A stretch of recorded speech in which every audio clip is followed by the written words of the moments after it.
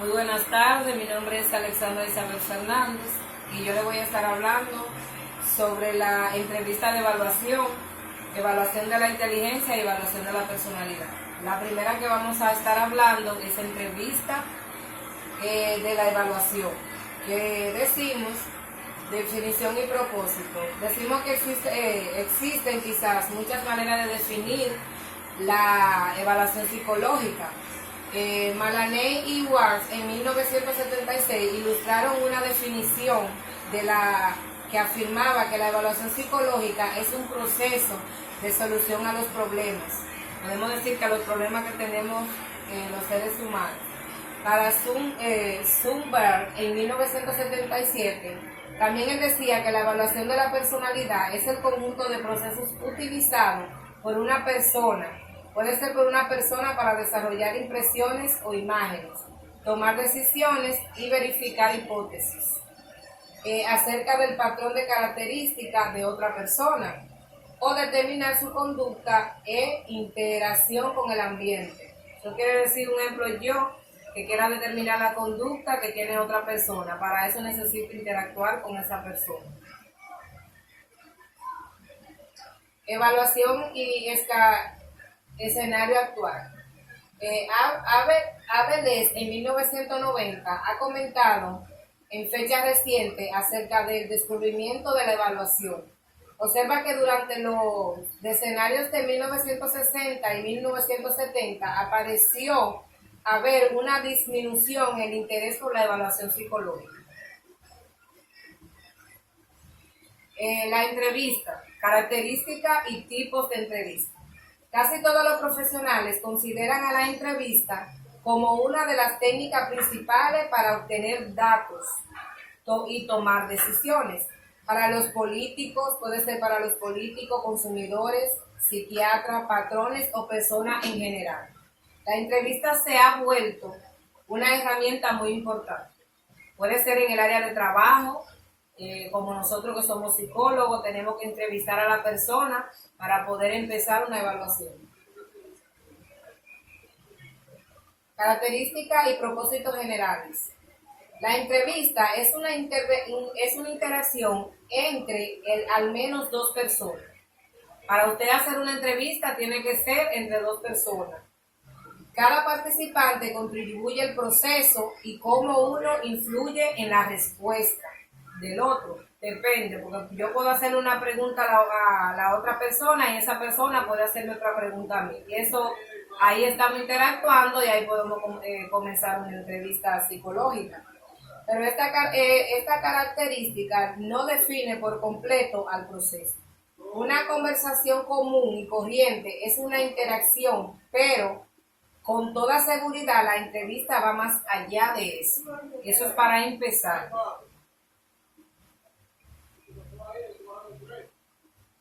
Tipos de entrevista. Aquí decimos que los tipos de entrevista de admisión, tiene dos propósitos esa entrevista. La primera es determinar por qué el paciente ha llegado a la clínica o institución. Debemos de preguntar a ver el por qué llegó, cuál es el problema o cuál es lo que lo atrae ahí a la clínica.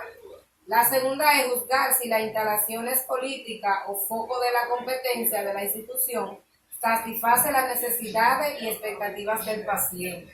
Hay que ver si el paciente se siente bien en el lugar y en el ambiente en el que está. En muchas ocasiones, un trabajador social psiquiátrico conduce esta entrevista.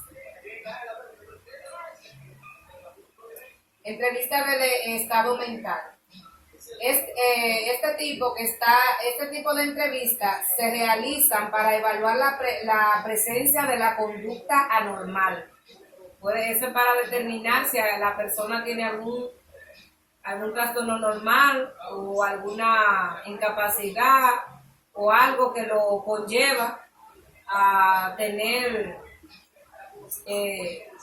a tener enfoques anormales. Entonces también una de las principales limitaciones de la entrevista de estado mental tiene a ser la falta de confiabilidad. dado que con frecuencia tiene una ejecución sumamente desastrosa. Entrevista, prueba y posprueba. La preprueba tiene varios propósitos. Consiste en establecer el rapport básico que ayuda a facilitar el proceso de la prueba. La de comunicarle al paciente la naturaleza de los procedimientos de la prueba. También la posprueba representa una oportunidad para cobrar hipótesis generadas en el curso de la prueba. De nuevo, la meta consiste en producir datos que aumente la calidad de los resultados de la prueba. Esto quiere decir que la preprueba, que es como el rapport, cómo consiste en establecer el rapport. Siempre decimos que el rapport es el ambiente donde uno va a organizar para que a la hora de la entrevista el que va a ser entrevistado se sienta bien, tenga confianza, se sienta estable, no tenga miedo y pueda abrirse a la entrevista y a cada pregunta que el entrevistador pueda hacerle. Entonces la prueba, eso es como para aumentar la calidad del resultado de la prueba. Entrevista en crisis. Cada vez más los clínicos han estado funcionando en torno a los novedosos influyentes clínicas de atención directa al público y estaciones telefónicas nocturnas especializadas en dar consejos o apoyos a drogadictos, padres temerosos de maltratar a sus hijos o personas que simplemente se sienten solos. Aquí vamos a estar hablando, como estábamos hablando ahorita, sobre el rapport, que dice que el rapport es un integrante más esencial de una buena entrevista. Como estaba diciendo, que ese es el ingrediente esencial para una buena entrevista. Es la relación entre el clínico y el paciente. Por supuesto, la calidad y naturaleza de esa relación varía dependiendo del propósito de la entrevista. El rapport es la palabra que frecuentemente se utiliza para caracterizar esta relación clínica. A menudo la palabra tiene una cualidad inefable e intuitiva. Aquí le voy a estar hablando entonces sobre la evaluación de la inteligencia. La historia de la psicología clínica está vinculada de manera inexplicable con la evaluación de la inteligencia. Sin el éxito de esta o otra empresa relacionada, podría no existir el campo de la psicología clínica. Sin embargo, a medida que han pasado los años, se han interesado cada vez más en los aspectos más glamurosos de la profesión, como es la terapia. Concepto de la inteligencia. Los dos temas de discusión que desde el principio ha causado a los psicólogos continuar sin resolver. Primero, exactamente qué se quiere decir como el término de inteligente. Segundo, cómo puede desarrollarse instrumentos válidos para medirla. Aquí vamos a hablar de la confiabilidad. Esto se refiere a la consistencia con la que responden los individuos a los estímulos de la prueba. Existen diversos tipos de confiabilidad. Primero, existe la confiabilidad del grado en un individuo. Responde de modo similar a los mismos estímulos de la prueba en ocasiones repetidas. Otros aspectos de la confiabilidad se llama confiabilidad intercalificadores. La meta consiste en demostrar que observadores independientes pueden estar de acuerdo en las calificaciones y juicio acerca de algún aspecto particular de la conducta de la persona. Aquí entonces ya vamos a entrar a la teoría de la inteligencia. Decimos que ha habido mucho enfoque teórico a la comprensión de la inteligencia. Esto incluye a la teoría del aprendizaje, neurología, biología y del desarrollo. Teoría de Carter. El trabajo de Carter en 1987 enfatiza la función central del gen. Al mismo tiempo, Carter ofreció una lista tentativa de 17 conceptos y habilidades primarias. Teoría de Guilford. El punto de vista de Guilford en 1967 propuso un modelo de la estructura intelectual. Y después empleó una variedad de técnicas estadísticas de los análisis factorial para someter a las pruebas. Se ha encontrado que el G se relaciona de modo sustancial con las calificaciones escolares, como son las pruebas de rendimiento que miden aquello que se ha aprendido. También se correlacionan con el número de años del escolar terminado. Parece aparentar que las calificaciones escolares se asocien con una gran cantidad de variables. Ahí está la motivación, la expectativa del maestro, antecedentes culturales y actitudes de los padres y los demás. Nivel ocupacional y éxito. Dado en lo general la cantidad de educación parecería ser una fuente determinante del tipo de trabajo que se obtiene, no provoca sorpresa enterarse de que el CI y el nivel ocupacional están relacionados. Stanford Bianet.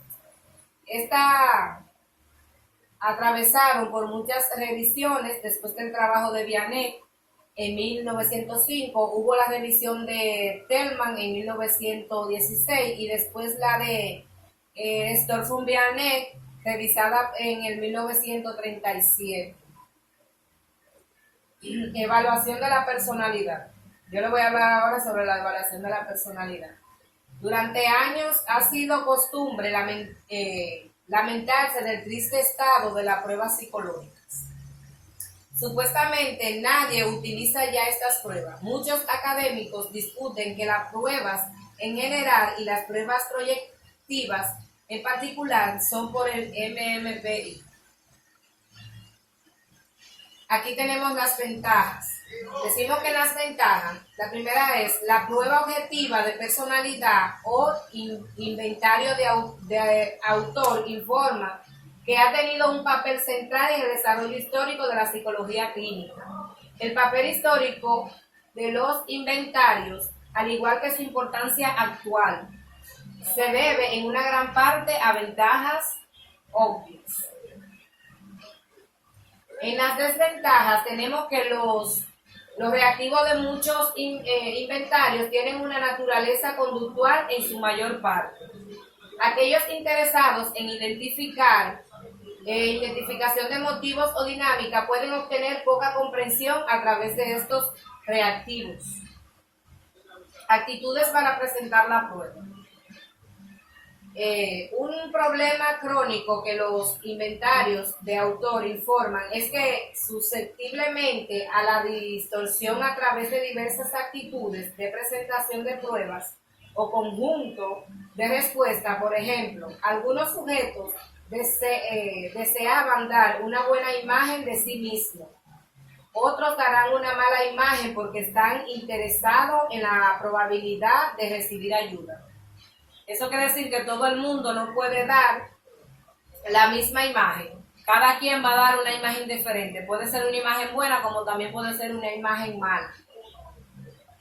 Interpretación a través de los patrones.